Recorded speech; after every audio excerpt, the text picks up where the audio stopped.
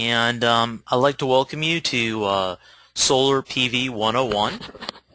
And tonight we're going to go through a number of topics through the Solar PV 101 introductory class. And I think we did a sound check and we're good to go. I'd like to first have a little bit of housekeeping before we get started. Everyone's line is on mute during the presentation. If you do have a question throughout the presentation, please feel free to either raise your hand, which you can see the mouse pointer right here. You can press raise your hand and we can signal that you have a question. Or you can type in the question box and we can assist you during the presentation. Now, tonight I'd like to introduce myself. My name is John Booker. I'm with Peak Solar, and we are a integrator. We are a designer developer.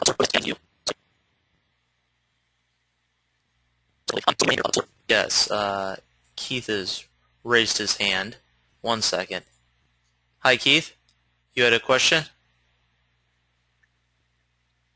Yeah, hi. I'm sorry. I don't know if I'm alone in this. You'd have to maybe ask the other people in the room, but your voice sounded like a robot. Okay, For 30 seconds. maybe I was having a technical difficulty on it. Thank you for pointing out. I was having a little bit too many things. Oh, I just want. Yeah, I just want. No Okay. problem. Okay. All right. Thank you. So, if you have any problems hearing me or anything throughout the presentation tonight, please feel free to get back with me. But again, Peak Solar, we are an integrator, a designer and developer of photovoltaic systems. We have 5 locations around the country, including New Jersey, Dallas in Texas, and we also have a couple locations in California, Sacramento, and also in Corona. And we've been doing this for 15 years now throughout the country. Tonight our topics are going to include what is solar energy, how a photovoltaic system works. We're going to talk a little bit about thermal systems, but the majority will be about photovoltaic or electric systems. What's the payback on some of these systems? And how do I size my own system? Now, to get started, we're going to talk a little bit about what is solar energy. And as you can see, solar energy is pretty simple. It comes from the sun. There are a couple different forms of solar energy. And the 2 main forms are either photovoltaic, that's basically direct sunlight converting into electricity, or thermal energy. And that's the sunlight that basically we use the heat from the sun, the radiation, to generate some type of power. A photovoltaic system has some number of common characteristics such as solar panels, racking, and inverters. Thermal systems, on the other hand, they need some type of thermal collector. You know, it might look like a solar panel. It needs some way to get the heat through, piping or turbines or generators, and it may need something like a coolant tower. Basically, a thermal system is a good example is a solar hot water heater. That would be a thermal system. Whereas a photovoltaic system would be something that, say, you put on your roof or on a commercial building to produce electricity. Now, these are common examples of photovoltaic systems. These are all roof mount systems. Now, the next question is how a photovoltaic system works. And really, the basic component behind it is that you get light from the sun, and it hits these individual solar cells, and basically that throws off an electron and it gets everything started, and that's the process behind it. Well, during that process, the energy that is being produced at that solar cell is going to be in the form of DC. Now that's equivalent to what you have in a flashlight. Any type of battery is DC, or the battery in your car is DC. So what you need inside your house or anywhere, any other form of electric, is AC, or alternating current. So the solar cells, or the grouping of solar cells, which are called the solar module, are then converted into what's considered an inverter. An inverter is going to change it from DC into AC. And then from DC to AC, you're going to get power. This is an example of a solar home. And as you can see, I'm going to point out that the solar energy is going to be coming down from the sun, and it's going to be hitting these solar panels. The solar panels will then take the energy, and it would then go into the inverter, convert it from DC to AC, and it would go into the house. It would either go into your television, into your lights, whatever type of component throughout the house needs this type of energy. If there is no need for this energy, then it's going to be thrown back onto the grid through government laws called net metering. What that means is that today we do not need batteries to store the energy anymore.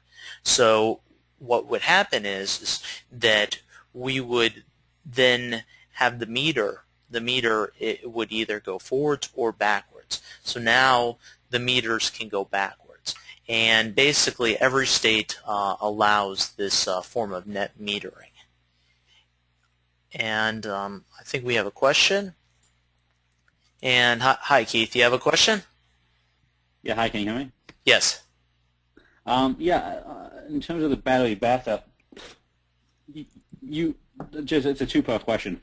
A, you can do the battery backup if you wanted to. Like, let's say you have a cabin in the woods or something, like a hunting cabin or something. They still make the battery backups, right? That's the first question. The second question is, it was my understanding, and maybe I'm wrong on this, but once the light hits the solar panels then go to, like, it's a junction box or an inverter or something, and then all that energy, 100% of it, goes into the grid, and that your house still works off the grid. The only difference is the electric company just sends you a check based on the difference of what you gave them versus what you used. Is that correct? Yeah, let me answer those two questions. The first question you talked about was, well, the first question's about batteries, and today batteries are used. You can use them in cabins. They're a little less efficient than, well, they're not very efficient compared to the solar panels and basically hooking into the grid. It's a harder way to do it, and it's more expensive. The other thing is batteries actually do have they produce hydrogen. So either they're a flooded battery, and they can only last for about 5 to 7 years. So the thing is you always have to keep changing these batteries and such. Now, to your second question, really fast, so batteries, you can be used. I recommend against it, but if you have a cabin or if you have some other component, then I totally recommend it. Or I recommend it in that instance. Now, there are ways called what's called net metering, and basically places in Europe and such, they basically take the energy from the panels and they push it back onto the grid and they get a check. In the United States, what we're trying to do is we try to design it so that you're basically getting the power from the solar panels, and you're using it in the house. And if you don't use it in the house, then with the term the government regulation called net metering means then it goes back onto the grid, and your meter would then go backwards. Now, one of the things you don't want to do is just sell your energy back to the utility if you're in, say you're in PG&E. PG&E would then buy back your power at what's called the wholesale rate. And the wholesale rate's about 1/3 what you're buying the energy back from, or you're buying the power from the utility company. So you're not really getting the most bang for your buck if you're throwing back the power just to the grid. Now, if you're in LIPA up in Long Island, or if you're in TVA in Tennessee, then you can just throw the energy back into the grid and get the most cost-effective way. But again, it is required based on your location and your utility. So the short answer is that you really want to have the energy going into your house, and then through net metering go back onto the grid. But if you're in certain areas, then it makes sense. Keith, did that answer your question? Yes, you did. Thank you very much. Okay. All right. Now, there was one other thing I wanted to mention. There is a new inverter. I was up in San Francisco this week, and there are newer inverters coming out that they're technically not battery backup, but they do have a battery source to them. Not a battery, but they have what's called like a capacitor, and it's a really neat introduction with SMA. If your power for your grid goes down with these new centralized inverters, you can actually click a switch, and there are two plugs next to the inverter, and basically you can get 1,500 watts of power from these while the grid is down. Technically, you're not allowed to have power going on while the grid is down. Again, they don't want you to shock alignment. So a lot of people have been worried about, well, should we have batteries? Should we not? But with these new inverters, if the power does go down, you basically flip what's just like a light switch, and you plug in either your lights or a refrigerator or something during the day. And it actually has about 20 seconds of reserve power. So say you have a cloud going over your house or something, you're not going to lose power instantaneously. You're going to have a couple seconds of extra battery. Now, moving on, we're now going to talk a little bit about the type of modules that are out there. And the standard solar modules out there are either silicon base or thin film. And the standard silicon base includes monocrystalline and polycrystalline cells. And there's also thin film cells. Thin film, I'm not going to concentrate too much on that, but a thin film is basically what you would have in your calculator. It's not very efficient. First Solar is a thin film company. Basically, you need a lot of surface area to get any watts. Whereas in the industry, we are using most of the time monocrystalline and polycrystalline solar cells. Now, the difference, as you can see right here, I'm going to look at the difference between mono and polycrystalline. And the top one over to the right, that is a monocrystalline solar panel.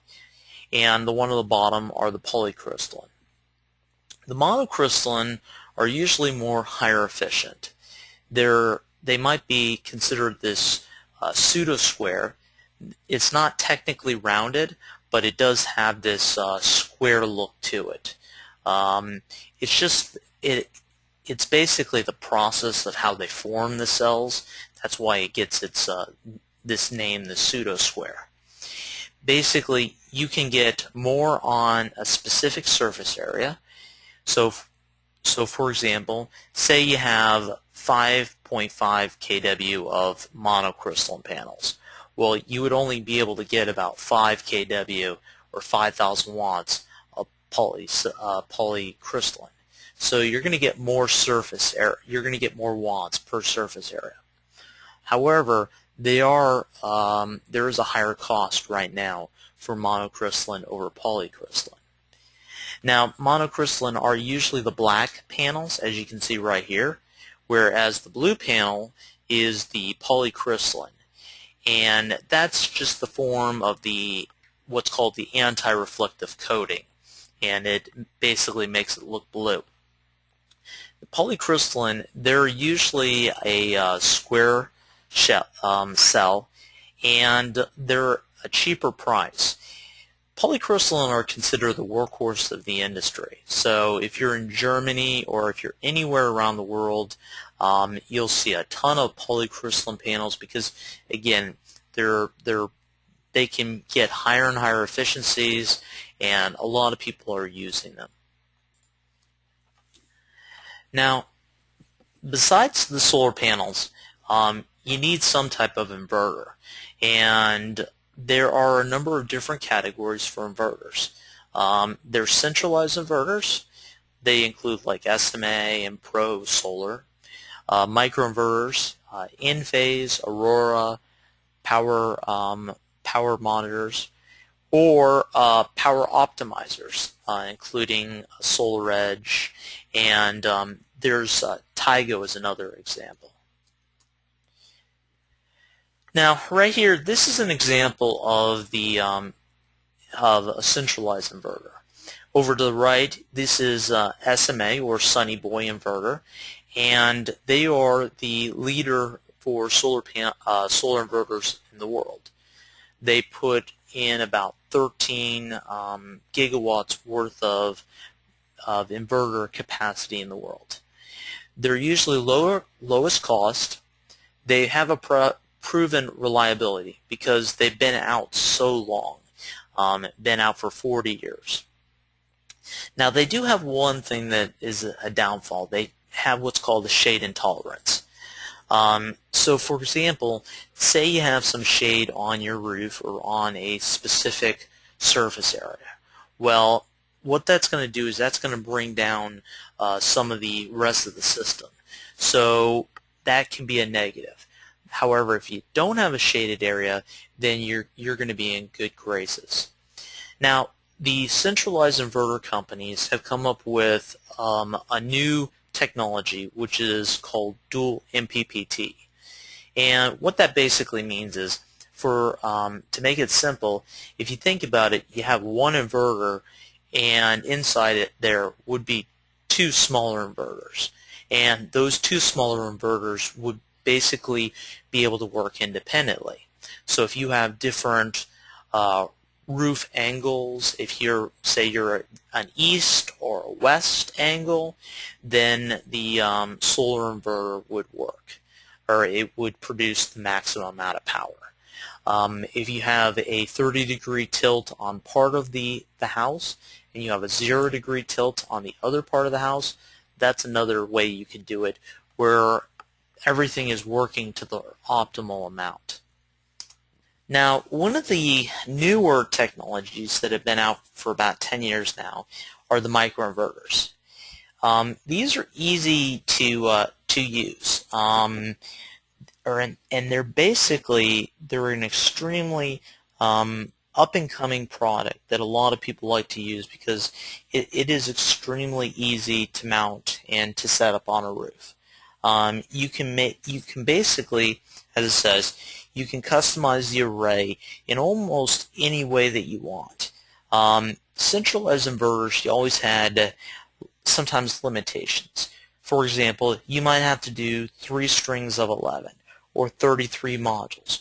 Well, 33 on a roof doesn't always make sense. you might want to do 32 or 30, but the centralized inverter won't let you do that. So there were always some type of complications. Whereas with the microinverters, you can customize it. These basically, you can have the microinverters on different sections of the roof. You know, you could have it on an east section of the roof, you can have it on a west section, and they all work independently. So it's not like all the inverters work as one and they'll bring down the system. Each one of them, they work independently and they produce the most amount of energy. There is shade tolerance, so if there is some shading on one of the microinverters, the other microinverters will still get the full power. And they have, the really nice part is the online monitoring. In-phase allows you in real time to see exactly what's going on in each one of its inverters. So you can be in Timbuktu, you can go on the internet, and you can actually see your what's going on with your solar panels. Basically, you can see the solar energy. You can see, for example, say you see the energy is not producing as much, and you're wondering what's going on. Well, you start looking at your roof, and there's a tree growing up above one of the solar panels. That's something you can do in real time. So it's a really good product. The one downfall is they are slightly more expensive than the centralized inverters, but they are coming down in price.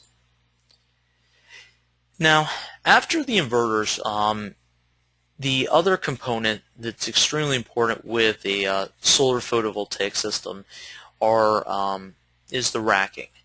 And there are a couple different racking systems, such as roof mount, ground mount, and you also do even have pole mount.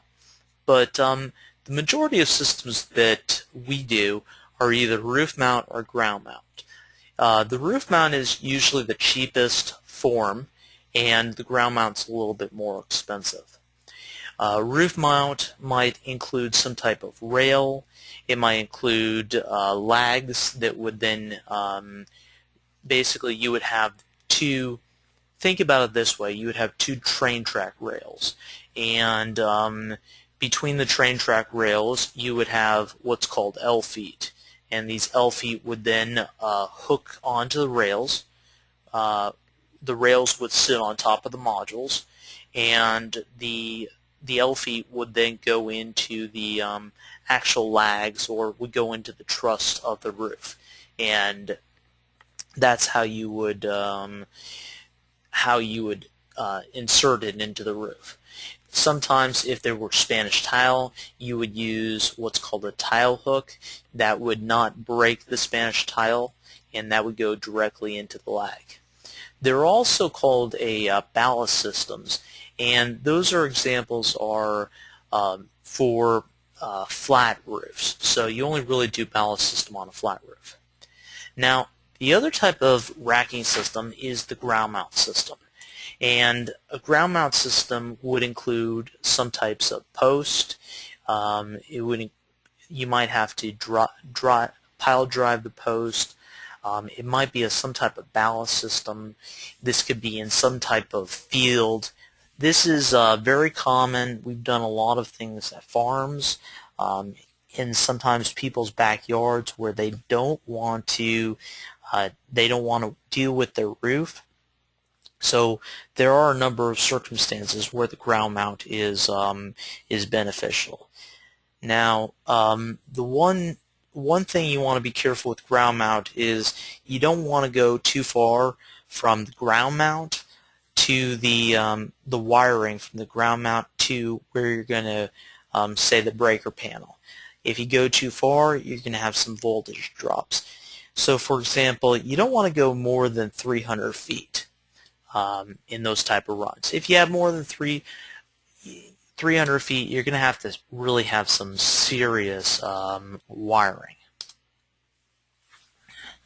Now, The solar inverters in the racking companies, they're usually they're not a dime a dozen. There's some really good companies out there, Unirac, Iron Ridge, or some of the racking companies, inverter companies, SMA, Enphase. So it's not they're not a dime a dozen.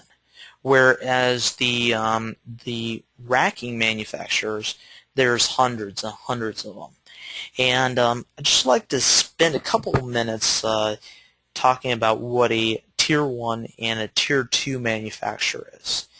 And basically a Tier 1 manufacturer has some type of brand orientation. Um, what is that? That's basically, think of the Nikes, the Adidas, the Microsofts of the world in the solar industry. Well, Sharp is one good example of a brand-oriented module manufacturer. Another example, Canadian Solar is another great example. Trina. These are all major producers of solar panels in the world, and they produce a lot of solar panels in Germany and all throughout the world. Now, these Tier 1 manufacturers, they've got deeper pockets, and they're usually on the New York Stock Exchange or NASDAQ, and they have some type of third-party insurance. The reason why a third-party insurance would be important is because these manufacturers do go out of business from time to time. For example, BP and Shell, when I started this industry 6 years ago, BP and Shell were number one in the industry. Today, they're no longer in the solar industry. They do still warrant their solar panels, but they're no longer there. Now, there's also what are considered the Tier 2 manufacturers. These are usually lower cost, and they may not have the brand orientation, may not have the deep pockets. However, they do have a third-party insurance, which is extremely important because, again, if they were to go out of business, then the warranty would be available. So we always recommend that you go with somebody that has a third-party warranty. Now, these solar module manufacturers, the majority of the solar modules are coming from either Korea, India, Taiwan, China, and there are some that are done in the United States. Now, if you'd like to have a solar panel done in the United States, the panel's about 20% more expensive than that of a foreign panel. And that has to do with polysilicon prices. It has to do with labor here in the United States. So there are a number of factors. However, there are some great panels such as Sharp that are produced in Tennessee that, again, they're very good quality product. Now, moving along, I want to talk a little bit about what are the benefits of a solar system. And as you can see, here's about 8 of them, but there are some of the more important that customers have is they want to dramatically reduce down their electric bills.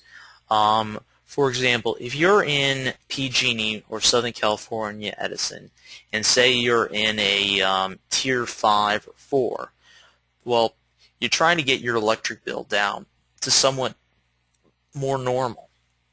You're trying to get down to tier number 1 where it's not so expensive for the energy. One of the benefits right now is there are quick paybacks.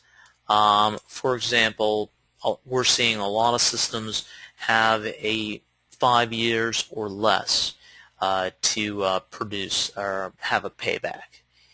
They're a secure investment. This technology has been around for a good 25 years. Well, no, the warranties are 25 years. They've been around for at least 45 years, so NASA's been using them. There have been examples in in Japan and also NASA that are a little bit older than that, so this is technology that's been around.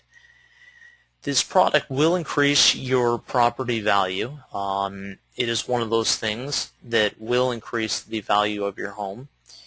It will reduce down your carbon footprint, so that's an important point. It's socially responsible, and it can reduce your dependence on the power company. Now, that's one of the more important things that I've seen with a lot of customers.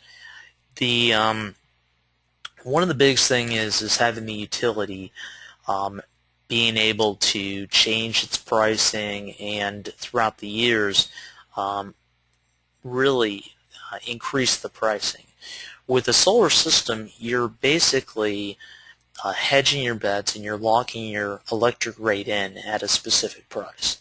So whatever you buy a system at, or you have a system at, the power is going to be the same amount. It's not going to change over the years.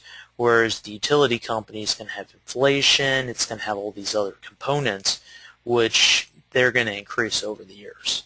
So that's one of the more important things that we see. Now, I do recommend still using the utility company as your hookup, your battery source. And again, it's a really good symbiotic relationship between you and the utility company. The utility company doesn't want to say that they like solar, but technically it does help them in certain circumstances. So they do like having solar as a way to not have, for example, if they're having demand peak and during the day and you're not at home and you're producing solar energy, well, that's actually helping the grid out. So now here's an example of financial incentives, and this is a map of the United States, and it shows you exactly where there are solar incentives and how the payback is done throughout the United States. Now, one of the most important things is how does this system actually pay for itself?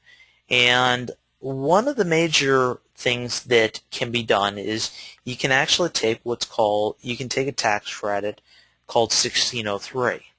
And basically 1603 allows you to get 30% tax credit. And you're allowed to apply for it, and say you have payroll tax, and basically you do your taxes at the end of the year and you get offset it and you get a check from the federal government. That's one way that it's done. There's another, so everyone in the United States gets the 30% tax credit. Now the next component, and that 30% is part of both the material and also the labor. So it's not just one component, it's the whole entire system. Now, there are state credits. Hawaii, North Carolina, and New York have these tax credits. And that's another way that comes off of if you have sales tax, or if you're paying your tax in those specific states, you can offset it. There are things called SRECs, and SREC is a solar renewable energy credit. New Jersey is one example. PA has examples. Massachusetts has a very good SREC program.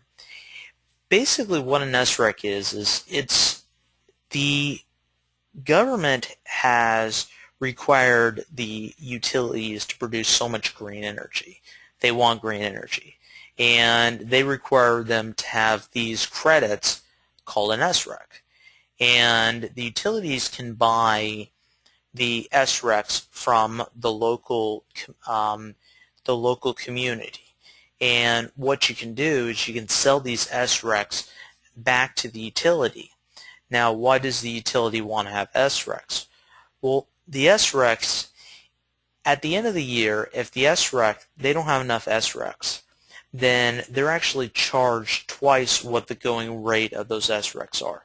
So they have an incentive to buy back the SRECs.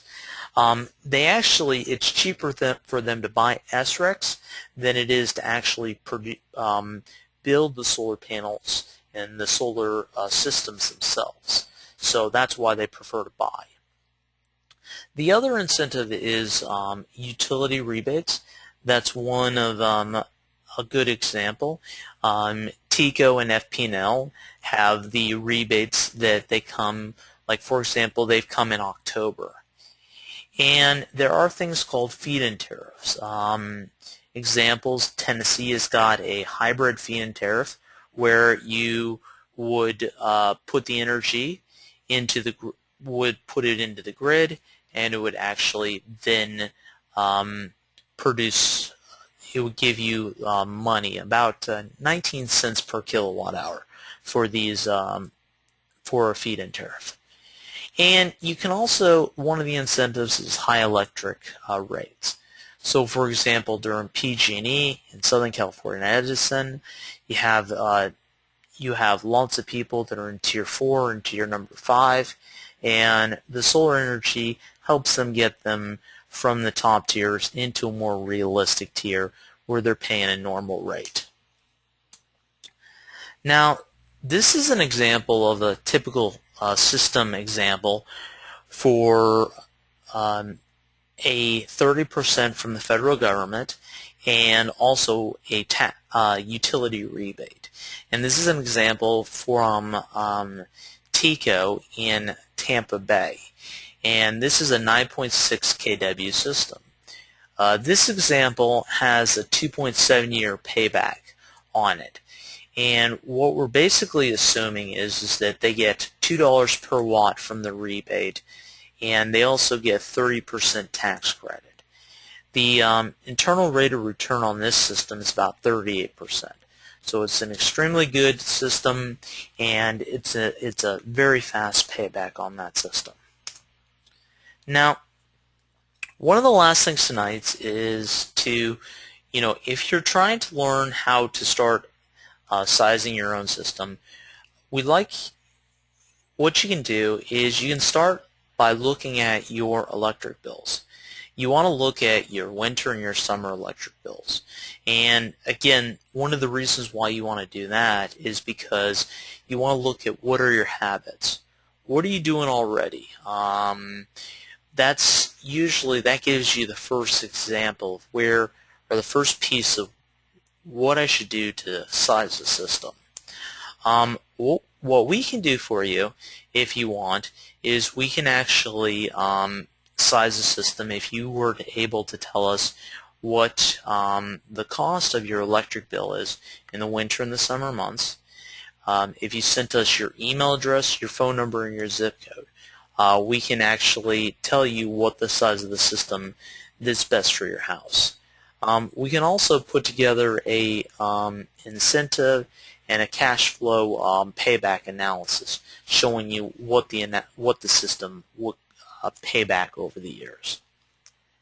Now, I'd like to really thank you tonight, and before we leave, first, if you have any questions whatsoever, please feel free to email me at jrbooker@peaksolar.com, or you can reach me on my cell phone, which is 813-482-4871. And if you're at peaksolar.com, we always have a chat window that someone can chat about anything. If you have any questions about any thing that is done throughout the presentation.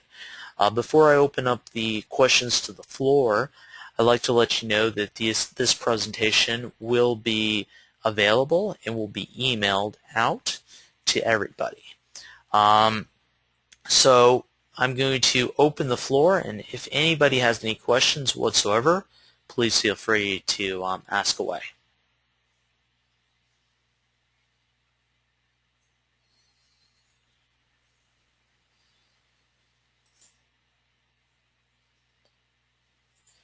Yes. Hi, Keith. You have a question? Yeah, I'm sorry, I don't mean to be hogging up the questions. Hope it's okay. Now, a few years back, I vaguely remember seeing solar panels that blended into the roof. I was wondering if you could just briefly talk about that. Hmm. Okay. Yeah, there are some solar panels that the solar cells are either red or green. There's some other type of color, and these solar panels they're not as frequent as they used to be. Reason why is the efficiency on them. It's not as good. So you can get them. We do have the availability of those type of products, but I would highly recommend against it because they're not as efficient as the blue or the black solar panels. Now we can get red, um, red, blue. Well, blue is the normal. You can get green. So there are other colors that you can get for that. Again, they're not as cost effective, meaning you can't get as much energy from these other forms of solar panels. Did that answer your question, Keith? Yes, it did. Thank you very much. Okay, thank you. And does anybody else have any questions? All right, well, thank you very much for sitting down and listening to me tonight.